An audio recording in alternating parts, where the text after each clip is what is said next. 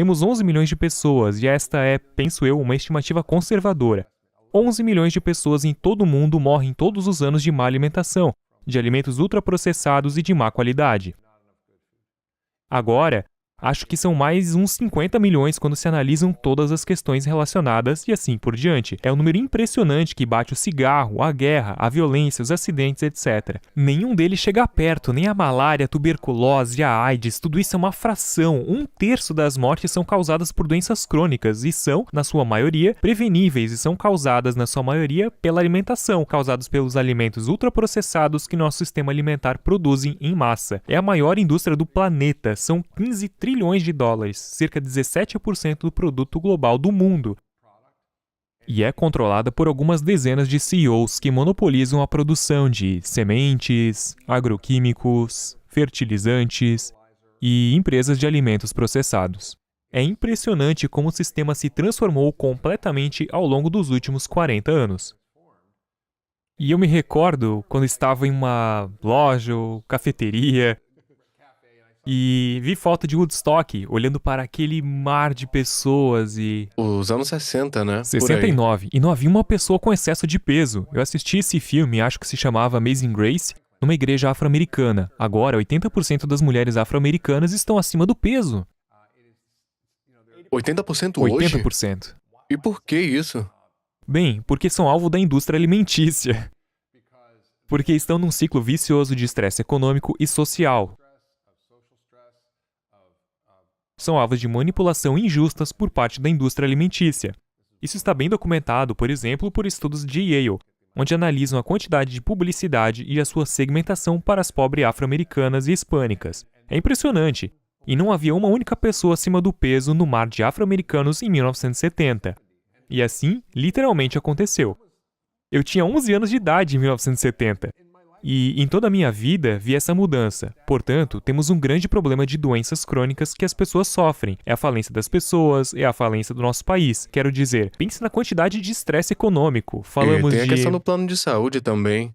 As pessoas gastam muito mais de seguro-saúde nisso porque vão muito mais ao médico por conta desses problemas, não é? Com certeza! E muitos não estão adequadamente cobertos, por isso existem muitas coparticipações. As pessoas podem ter 10 mil, 20 mil dólares de coparticipação. Tive um paciente no outro dia que tinha diabetes e controlei sua diabetes através da alimentação. E ele disse, economizei 10 mil dólares por ano em coparticipação e para minha insulina e... Só em Sim, remédio. e quando olhamos para o montante gasto com diabetes nesse país, que é basicamente 1 em cada 2 americanos que tem pré-diabetes ou diabetes tipo 2, 1/3 dos gastos do Medicare é com a diabetes. 1/3 só para diabetes. Sim, Medicare, se fosse uma empresa, seria a maior empresa do mundo, um orçamento de 1 trilhão de dólares por ano. Isso. Sim, 1/3 do total das nossas receitas de impostos federais deverá crescer para 100% das nossas despesas obrigatórias até 2048.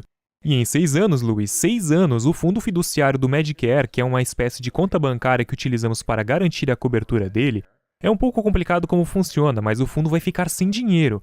Isso significa que vamos ter que obter 1 trilhão de dólares por ano das nossas receitas fiscais. Não estamos cobrindo... Meu Deus. Isso é uma ameaça para a nossa economia, é uma ameaça para a nossa estabilidade política, é uma ameaça até mesmo para a segurança nacional. Porque 7 em cada 10 crianças que se alistam nas Forças Armadas são rejeitadas. Não entram, não porque conseguem. Porque são muito gordos ou fisicamente inaptos para lutar. Chance. Sim. Há 700 almirantes em geral que publicaram um relatório chamado Doente e Desesperado, sobre a ameaça à nossa segurança militar e nacional. E não só isso, os soldados estão acima do peso. Estamos alimentando-os com lixo. Eles vão para o Iraque, Afeganistão, e o motivo número 1 para as evacuações médicas não foram os ferimentos de guerra. Foram problemas relacionados com a obesidade. Não, sem Sim, chance. 100%. Problemas de obesidade? Como assim? Como eles estavam Feridos, gordos e...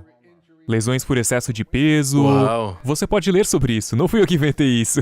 Quero dizer, isso está nesse relatório, Doente e Desesperado. No Google, você pode ler. É espantoso. Portanto, temos uma dívida de 22 trilhões. Temos essa ameaça de explosão de doenças crônicas que está ficando cada vez pior. O Medicare para todos é uma ideia um pouco burra, assim como revogar o Obamacare. E nenhum deles vai resolver o problema, a menos que descubramos como impedir as pessoas de entrarem no sistema em primeiro lugar. No sistema de ficarem doentes? Sim, se eles não precisam de cuidados médicos, é barato. Então, vamos voltar um pouco para a diabetes. Me fala de novo a estatística sobre a diabetes. Quantas pessoas têm ou quantas são pré-diabéticas? Eu sou ignorante a respeito disso. Quantos tipos de diabetes temos e quais são suas Está bem, causas? certo. Então, a diabetes tipo 1 é uma doença autoimune. O pâncreas falha. Costumava se chamar diabetes juvenil. E você precisa de insulina. Você Precisa. precisa de insulina. Porque seu pâncreas morre, porque seu pâncreas produz insulina e ajuda a equilibrar o seu açúcar no sangue. E seu sangue é uma espécie de porteiro, deixa a glicose entrar nas suas células. Por isso, é realmente importante. Como é que isso morre? Como as pessoas morrem disso? Como é que o pâncreas morre? Como chega nesse ponto? É um automóvel, como se tivesse esclerose múltipla ou artrite. É basicamente o seu corpo que ataca o pâncreas. Por comer bastante comida Bem, ruim? estão ligando a lactose, na verdade o glúten, como um condutor de diabetes tipo 1. 29% das pessoas que sofrem de diabetes tipo 1 têm doença celíaca não diagnosticada. E essa é uma grande causa das doenças autoimunes, incluindo a diabetes de tipo 1. Portanto, existe um número muito pequeno de pessoas. 1 a cada 2 americanos tem diabetes tipo 2. Era mais comum nos adultos, mas também vemos agora em crianças de 3 anos, por beber refrigerante desde o berço. Oh, meu Deus! Eu estava trabalhando quando era residente em um pronto-socorro, e uma mulher entra com dores nas costas. Ela está com o bebê no carrinho, e eu a vejo alimentando o bebê com um líquido marrom na mamadeira. Ele tem 7 meses de idade. E eu penso, o que é isso? Eu penso, Refri? o que é isso? Aquilo é Coca-Cola. Eu disse, por que Não. está alimentando seu bebê com Coca-Cola? Ela diz, ele gosta. Oh, meu Deus! Oh, meu Deus, ouça, a minha mulher me mostrou um vídeo nas redes sociais no outro dia. Era um bebê. Parecia ter talvez 8 ou 9 meses de idade, tomando sorvete pela primeira vez. Comendo açúcar pela primeira vez. E você olha o bebê chupando sorvete, os olhos, e o bebê pega e enfia tudo no rosto. Oh, meu Deus, foi uma loucura! E é altamente viciante. Por isso, sim, então agora estamos com 1 em cada 2 americanos sofrendo de pré-diabetes. Do tipo 2. Ou diabetes tipo 2, e isso é quando se come muito açúcar e amido, e toda vez que o faz isso, aumenta a sua insulina. Seu corpo se torna resistente à insulina, não funciona tão bem. Então, precisa de mais insulina, e a insulina faz o quê? A insulina nos deixa com fome, armazenamos gordura na barriga, bloqueia a gordura nas células adiposas e retarda o seu metabolismo. É como uma ameaça quádrupla para o seu corpo ganhar peso. Então, é por isso que estamos vendo o crescimento dela. Então, por que é que estamos comendo toda essa comida? É porque é esse o alimento que produzimos, certo? E essa é a outra parte do problema. Portanto, temos a doença crônica, temos o impacto econômico e pensamos, bem, por que é que temos essa comida? Então, como médico da medicina funcional, pergunto sempre por quê. Por que é que os meus pacientes estão doentes? Porque dá dinheiro, né? Não, sim, mas indo ainda mais longe, por que é que me interessei por isso? Por que é que um médico se preocupa com a agricultura e o solo e toda essa porcaria? Porque enquanto pensava nas doenças dos meus pacientes, a maioria delas eram causadas pela comida e podem ser curadas pela comida.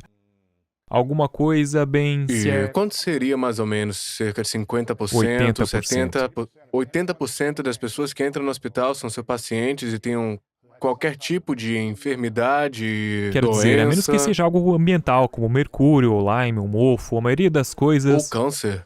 O câncer é causado pela comida. Sério? 70%. 70% é causado por comida. E o açúcar é o principal culpado. Doença cardíaca, diabetes, Alzheimer, os grandes assassinos. Por açúcar e comida. Sim. Sim. Então, se você mudar a sua dieta, você vai ser capaz de Prevenir-se. se curar. Algumas De vezes se curar. prevenir de doenças como, por exemplo, sim. doença cardíaca e Alzheimer. Sim, 100%. Os estudos estão aí. Pessoas que já sofrem de Loucura. Alzheimer, quando melhora a sua dieta, podem acordar e se sentir melhor. Recuperam mais funcionalidades. Então me coloquei a pensar, ok, bem, se a doença de um paciente é causada pela comida, o que está a causar a comida é o sistema alimentício. E eu penso, bem, o que é que está a causar o sistema alimentício? É a nossa política alimentar. E como que está a causar as nossas políticas alimentares? É a indústria alimentícia que está fazendo lobby no Congresso. Grana, né? É o maior grupo de lobby no Congresso, de longe, a agricultura e a indústria da alimentação. 2 vezes mais do que o segundo maior grupo de lobby. Como gás e petróleo, por Sim, exemplo. exatamente, exato. E é como o quê? Então pensei, bem, se eu vou ajudar os meus pacientes, não posso fazer no meu consultório. É como se eu estivesse no barco, fazendo um buraco ao invés de tapar o buraco. Isso, você não tá indo na fonte. Certo, então penso, ok, bem, o que é que eu preciso fazer como médico de medicina funcional? Preciso ir para a raiz do problema, certo? A causa raiz e por quê? E depois ficou claro para mim que é o nosso sistema agrícola que está causando grande parte do problema. O que cultivamos tem sido baseado nas boas intenções dos anos 50, quando as pessoas passavam fome, havia muita pobreza.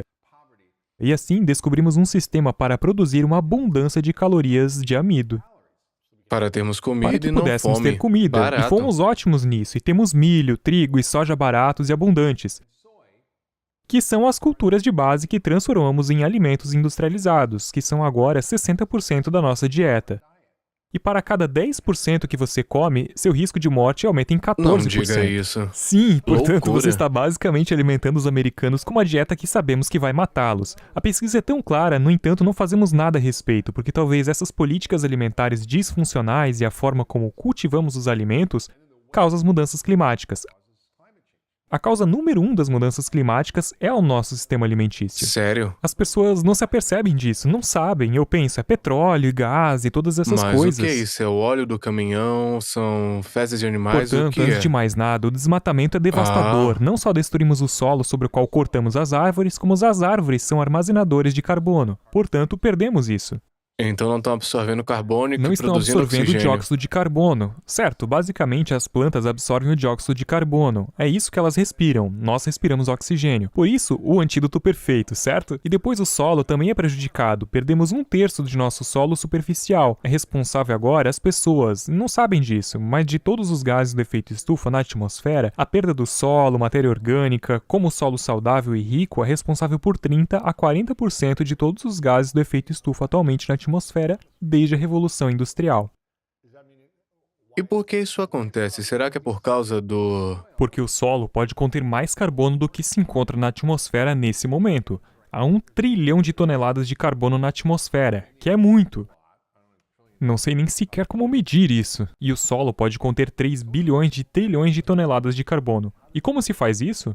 É uma tecnologia antiga de captura de carbono que está disponível em todo o mundo, que é gratuita e pode ser mais eficaz do que todas as florestas tropicais do planeta e árvores do planeta. Chama-se fotossíntese. E se houver pastagens, por exemplo, como se tivéssemos grandes pradarias nos Estados Unidos, eles sugam carbono, respiram-no e colocam-no através das plantas, nas raízes, alimentam os fungos micorrízidos, que depois fazem um solo saudável alimentar as bactérias. E obtém-se esse solo vivo, incrivelmente rico, que contém enormes quantidades de matéria orgânica, que é carbono, certo? Os carboidratos vêm da palavra carbono, que vem de dióxido de carbono. Ding, ding, ding, tudo isso está ligado. E assim perdemos... Então não temos mais o solo para ele consumir e devolver o oxigênio, eu acho, e a gente está apenas consumindo isso de formas diferentes, não é? Sim, e o solo pode conter tanto carbono. A ONU estimou que se tomássemos dos 5 milhões de hectares de terras agrícolas degradadas em todo o mundo, se tomássemos apenas 2 milhões disso e gastássemos 300 milhões, que é o total dos gastos militares durante 60 dias em todo o mundo, o que não é muito, 60 dias, 2 meses das despesas militares de todos, poderíamos literalmente atrasar as mudanças climáticas em 20 anos. Uau! Por devolver o carbono no solo. E não apenas isso, ele retém a água. Olhe em Iowa, no centro-oeste, houve inundações que apenas destruíram 1 milhão de acres de terra de cultivo, que de outra forma poderiam ter sido preservados se o solo pudesse reter a água, mas fica na superfície ou flui. E perdemos toda essa água. Então, quando você tem uma matéria orgânica do solo, ela retém 27 mil galões para cada 1% de matéria orgânica no solo por acre. Por isso, é um incrível reservatório de água. É um armazenador de carbono e perdemos todos esses solos. E é porque estamos cultivando essas culturas de mercadorias, destruindo o solo. Estamos provocando uma erosão, ela escorre para os rios. Matamos toda a vida de matéria orgânica, envenenando com fertilizantes, pesticidas, herbicidas, glifosato. E é impressionante. E depois temos todo esse tipo de consequências involuntárias. Começamos a cultivar todos esses alimentos e pensamos que a revolução agrícola era ótima. Todos os produtos químicos são ótimos, os fertilizantes são ótimos. Podemos fazer todo esse bom material, tratores, grandes fazendas, mais alimentos, alimentar o mundo. E é a produção dos piores alimentos do planeta que está causando danos ambientais devastadores, mudanças climáticas espantosas. Portanto, é a perda do solo, é o desmatamento, é a criação industrial dos animais que deveria ser banida. É o armazenamento, a refrigeração, o transporte, quer dizer, os desperdícios de comida. É muito. Sim, nós dispersamos 40% da nossa comida. Acreditamos Tá que... no prato e a gente Imagine não ir ao come. mercado, comprar um monte de mantimentos, chegar em casa e jogar 40% no lixo. Em média, os americanos desperdiçam $1.800 de comida por ano. Cerca de meio quilo por dia. E isso vai para os aterros sanitários, depois apodrecem e criam metano. Assim, você pode ser um vegano jogando seus restos de comida, contribuindo para as mudanças climáticas. Se os resíduos alimentares fossem ao nosso país, seria o terceiro maior emissor de gases de efeito estufa depois dos Estados Unidos e da Uau. China. Sim, é metano. É sempre para consertar, mas quando se olha para todo o sistema alimentício, é a fonte número 1 das mudanças climáticas, cerca de 50% dos gases do efeito estufa. E as pessoas não se importam com isso. O que quer que aconteça na vida ao seu redor, isso não o fará sofrer de verdade. Uma vez livre do sofrimento, somente quando você estiver livre do sofrimento, livre do medo do sofrimento, você explorará a sua vida em toda a sua profundidade e dimensão.